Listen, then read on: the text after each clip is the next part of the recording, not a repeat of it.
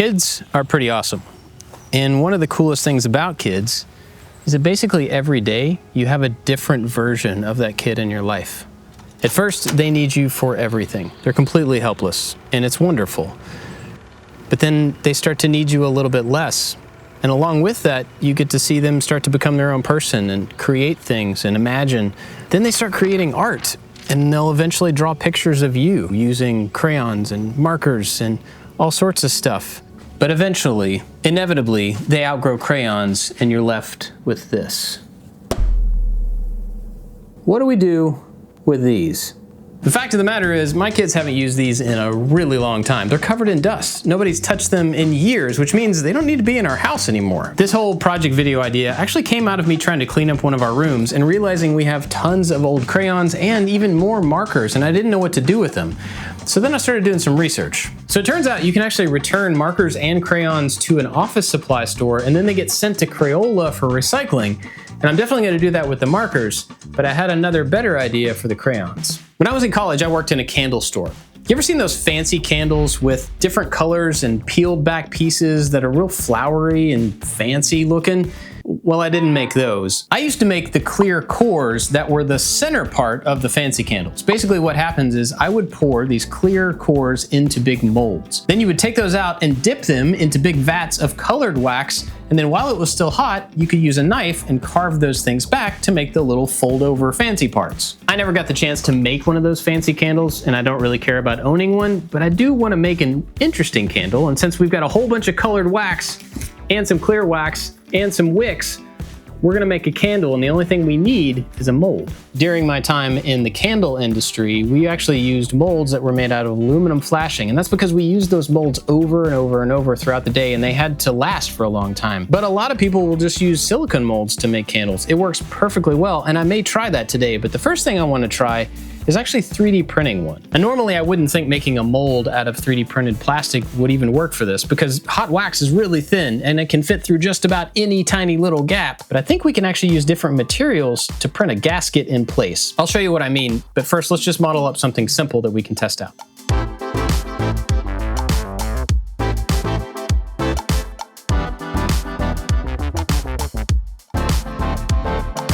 I ended up breaking the mold into 3 separate sections so it'll go together, because I'm gonna have all sorts of weird geometric overhangs and I have to be able to get the candle out of the mold. I don't know if that's gonna work or not. There's a lot of reasons that it won't, but the thing I really wanna try is the gasket. Basically, it's gonna print from the bottom up in PETG, and the last few layers, it's gonna swap to TPU, which is a flexible filament, so theoretically, you should be able to compress the 3 pieces together, and that flexible should squish enough to seal it up. Let's print it and find out. I did a little test piece recently with the same flexible material and then a rigid piece printed directly on top of it, like the 2 surfaces just touching, not embedded at all, and it was really easy to rip them apart. But then I did another test. The only thing I did differently on this one was actually push the rigid part down inside the flexible just a little bit, and man, they are really stuck together. But the big difference from what I'm trying to what I did before is that in this case, I was actually trying to pull them apart. The mold jacket's gonna be actually squishing them together, so I think it's probably gonna work fine.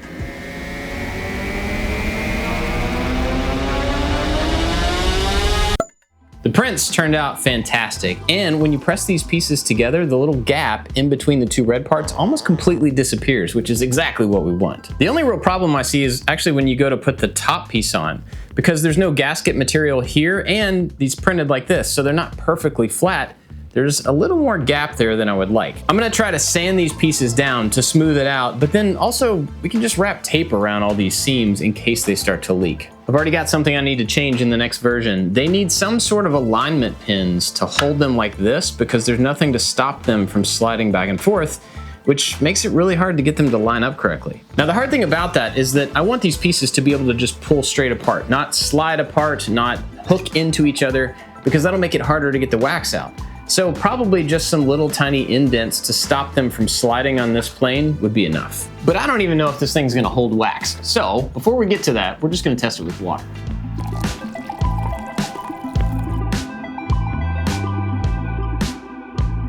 It totally holds water. I've got it sitting on the table. I've had it here for a few minutes and there's no water leaking out of it on any of the sides, and that's fantastic. So now we can put the top on and try some wax.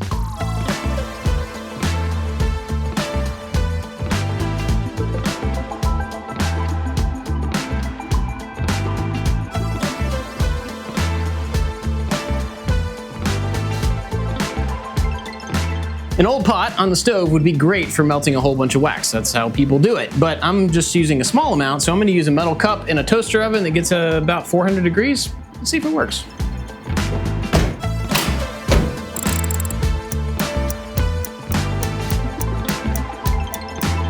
Okie dokie, here goes nothing. Although the only thing I'm really trying to test here is if the mold will hold most of the wax. I'm not even putting a wick in it. Well, that's still pretty hot. Oh boy, even with the gloves on. Oh boy. Yep, there's a big chunk that didn't get melted. Ah. Oh, look at that. Just the right amount. I'm still waiting on the wax to harden up, and it hasn't leaked yet, but I did notice a little change in the mold. On both sides, at this seam, I noticed that it started to spread. Even though it's not leaking, it's definitely further apart than it was before, and I think I know why. You have a lot of heat that's going on the center of this thing, which is gonna soften the plastic around it just a little bit. And then you've got all these clamps that are pushing things down and pushing them together. If they soften, they're gonna end up spreading in the places where they're not connected. So I think I could probably back off on the clamping pressure a little bit, as long as I can keep a seal, and then that'll help the pieces not deform when they get hot. But then again, it may not matter at all. We'll just have to pull this thing out of the mold and see what it looks like.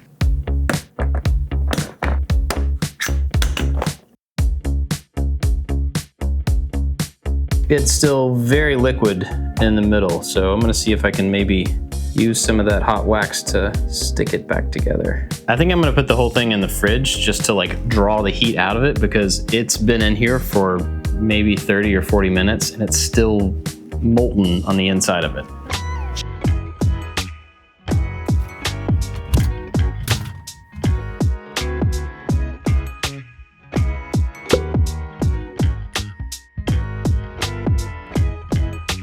The mold actually worked out really well. It didn't leak wax at all, but I also found that I didn't get the pieces lined up that well, and so you have these weird kind of overhangs. It actually kind of fits the geometric nature of the thing, but it's not what I was going for. So the mold has to be able to lock together into the correct shape, making sure that the faces don't slide against each other. And I think they probably need to be more dense so they don't flex as much once they get hot. And something that turned out really cool that I didn't expect about using a 3D printed mold is all of those little details get picked up in the wax. And so this faceted shape also has little lines and facets on each one of the faces.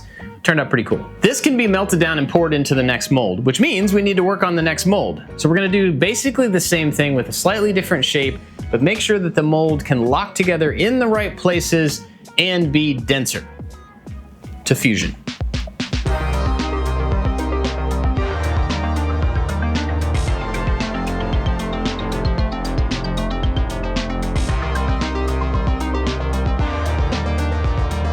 Other than running out of filament halfway through, this mold came out really well, and I was able to add those little pins I was talking about. Check this out. In the model, all I had to do was make some little circles and lift them up a little bit and then knock those shapes out of the other part of the mold. And they're only there for alignment, not really to hold it together. They're only there to stop the pieces from being able to slide apart.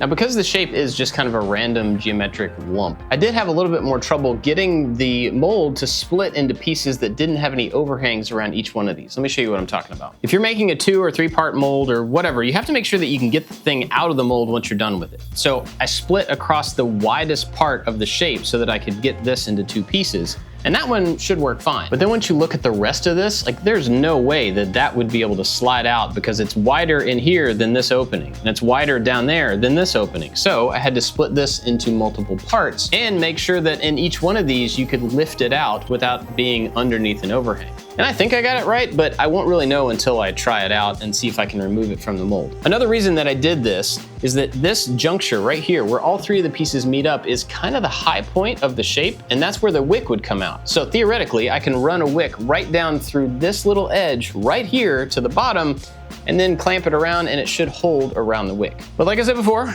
there's only one way to find out. Let's do it.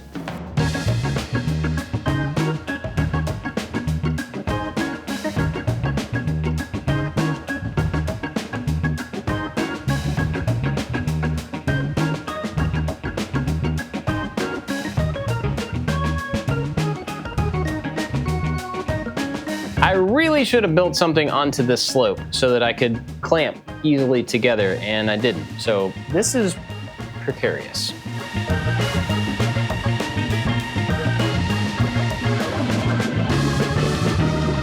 I got a little electric burner at Walmart for really cheap, and it melts the wax so much faster, which is pretty awesome. But I do have a problem with that yellow wax. The crayon wax doesn't burn quite the same as regular candle wax. And so a way around that is a lot of people will actually get regular candle wax, which I already had for this project, and they mix it in. So you still get some of the color and the pigment, but it burns a little bit cleaner. So we're gonna give that a shot. Here goes nothing. Kind of have a feeling that this yellow wax is gonna come through the bottom of the mold. What a mess. Yes, the pouring was really messy, but I do think it's actually working. It seems to be holding okay. The problem is that this big contraption with all the clamps and stuff is too big to put in the refrigerator. So I just have to wait for it to cool, which is probably gonna take quite a while. Also wanted to point something out. I worked in that candle shop for maybe 2 months, and it was almost 30 years ago. Long enough that I don't remember a lot of the details about what I was supposed to do.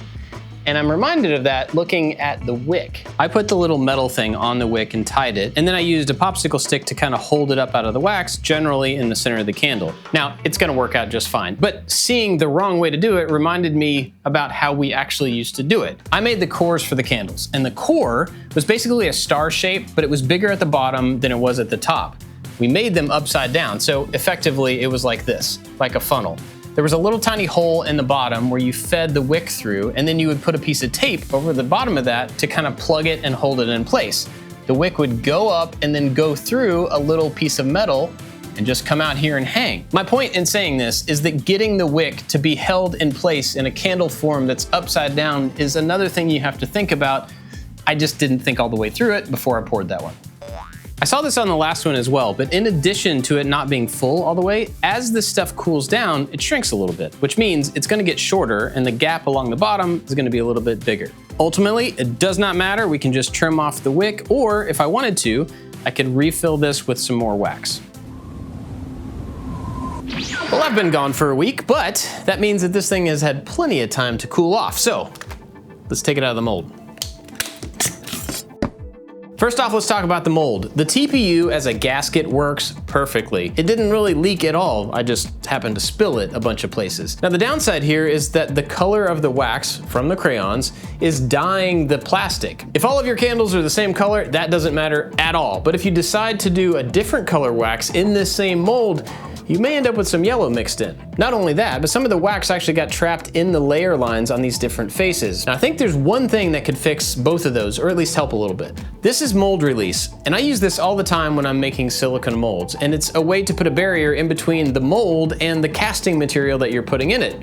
In this case, that would have been wax, and I didn't even think about using it, but it would probably help both of those issues at least a little bit. Next, let's talk the candle. It actually came out really well and has kind of an interesting look that I wasn't expecting because the different sides of the mold were printed in different orientations. That means that the print lines are facing different directions. When you stick them all together, those lines go different ways and it looks kind of cool. Now the outside surface of this candle actually doesn't matter right now because it's gonna be completely covered up. You're not really gonna see this because we're gonna make the candle fancy by dipping it in other colors of wax. And then we've got a surface that we can start cutting away to reveal the yellow below other colors. It may look terrible, but we won't know until we try it.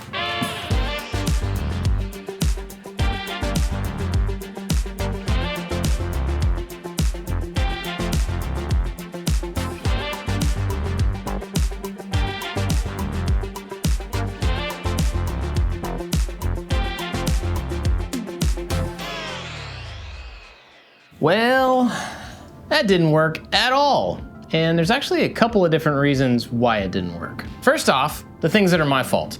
I didn't think ahead about these sharp edges on this shape. When you start dipping them into hot wax, they're gonna soften. Plus they get built up with other wax, which means they're gonna be rounded and it's just not gonna have the same look. And then when I went to dip it in the blue, I left it in too long and the heat of the blue wax actually melted off a lot of the orange wax underneath it. So when I pulled it out, It was all kind of mixed together and spotty. Just didn't work out like I was hoping it would. But the other problems actually have to do with the wax. I knew going into this that crayon wax is not a great wax for making candles. We talked about that before, but now I know why. First off, it is very soft and smushy. In fact, I could actually feel it moving just under the heat of my hand as I was holding the thing, which just made it really hard to handle in any way that was meaningful. But also, it's really crumbly. When you start cutting into it with a knife, it kind of chunks apart, and that makes it really, really hard to shape. So what I ended up with was something that did not look good in any way whatsoever. Nothing I was trying to do worked. Luckily, it's wax, and we can melt it, and we can dip it, and we can start again. So I kind of came up with the plan as I was messing with this thing. I ended up taking the knife and actually cutting little ditches around all of these different sides with the hopes that when I dip it again, those will fill up a little bit. It'll give the outside, rather than flat faces and sharp edges, some sort of textures in and out as it rounds, I think. I don't really know if it's gonna work or not, but we're gonna go ahead and dip it in another color and see what it looks like.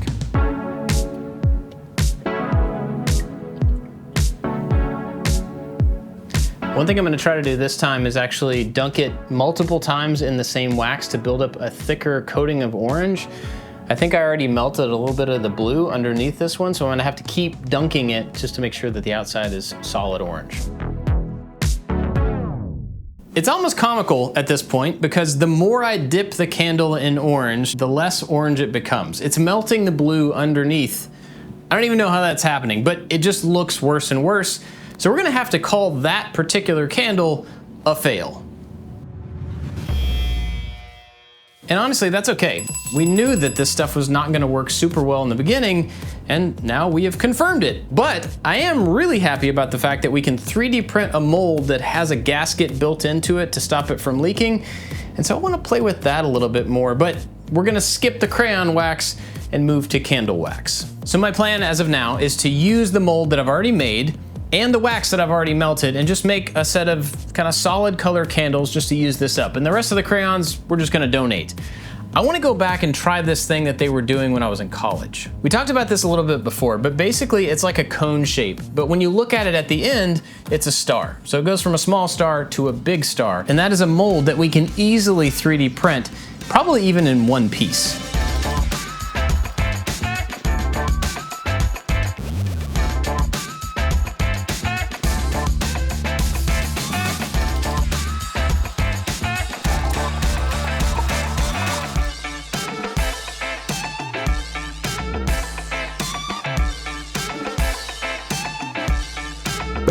Well, this keeps almost working, but not completely working. Here's what happened to this one. This amount of wax holds quite a bit of heat, and unfortunately it was too much heat for this amount of plastic. I think if these walls were thicker, this might not have been an issue, but basically the amount of heat distorted the inside walls of the mold, and you can see it in the wax. And while it does look kind of cool, it is definitely not what I was going for. Not only does it not look very good, it also made it harder to get out of the mold. Because those inside faces were changing and creating surface area that was contacting between the wax and the mold, it didn't slide out as well as it should have. So we're gonna try one more thing. The original intent here was to use the crayons to make the candle. That didn't really pan out, but I found out along the way that 3D printed molds were pretty cool, until they weren't.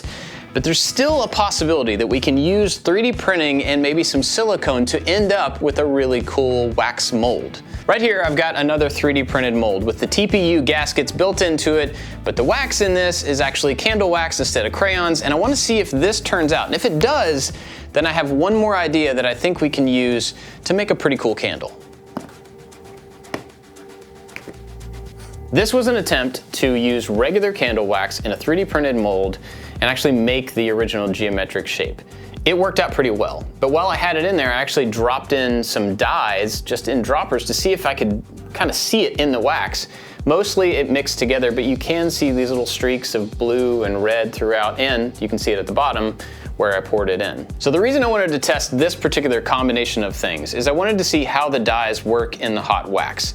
If we want them to show up a little bit more, we're gonna have to put them in later on as the wax starts to cool down, or just pour it in multiple pieces. That's something else to experiment with later on. But mainly, I wanted to prove to myself that I could use real candle wax, use a wick, use a 3D printed mold, and make a candle that will burn cleanly. But I've got one more experiment that I want to try before I completely give up on this whole business.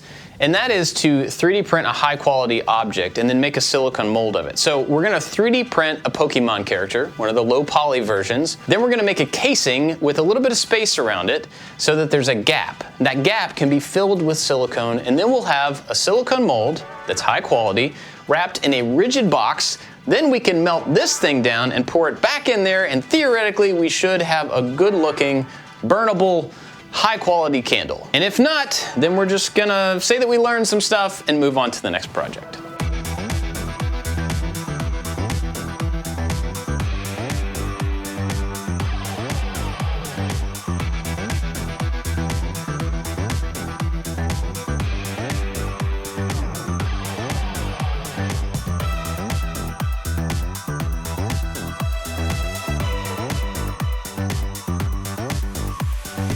All right, let's see if this mold actually did the thing that it's supposed to do.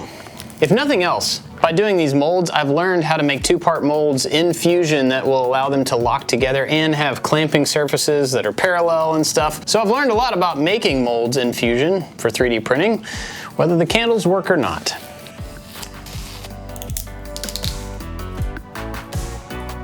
Let's see here.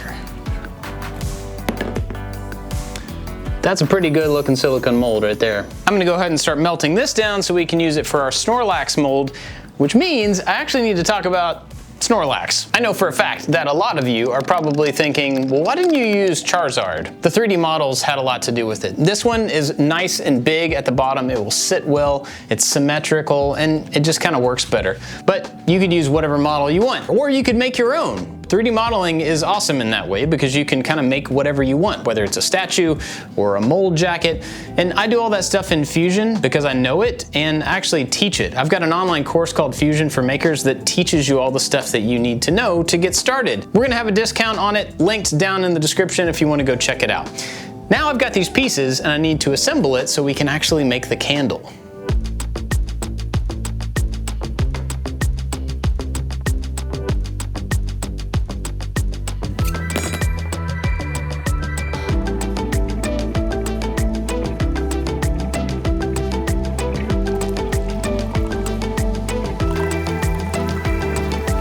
I just grabbed a plastic cup because I was thinking about mixing the yellow dye in there, not thinking about the fact that I was putting really hot wax in a thin plastic cup and it totally melted it. But I didn't lose any wax, it's in the mold, and now I just gotta let it cool off and maybe we'll have a candle.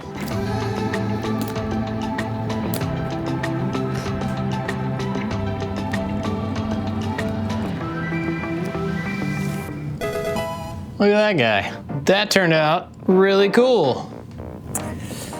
I'm gonna make a few more.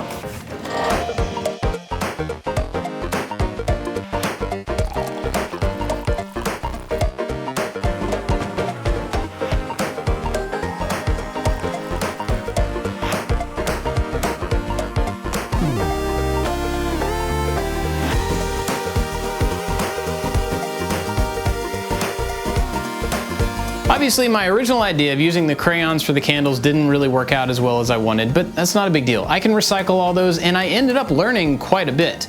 I love the fact that I was able to 3D print a mold with a built-in gasket. I'm definitely going to use that in the future sometime. Plus, being able to 3D print an object and a mold box for it to pour a silicone mold, that's pretty great no matter what you're going to cast in it, whether it's wax or resin or anything else. Those are both things that I can put in my back pocket and use for future projects, and now you can too. If you've got any more ideas around 3D printing and mold making and candles or stuff related to that, let me know down in the comments because I think some cool stuff might come out of this. Anyway, thanks for hanging out while I experimented with 3D printers and crayons and candles and all this stuff. I really appreciate it. Thanks for being here. That's it for this one. Now it's time for bloopers. I was able to add the little pins that I was talking to. Talking to? Oh, I didn't talk to the pins. I talked about the pins. Make the wick stick straight up. It's like a Dr. Seuss thing. In fact, if you want to learn how to okay. Crayon wax is not the ideal way.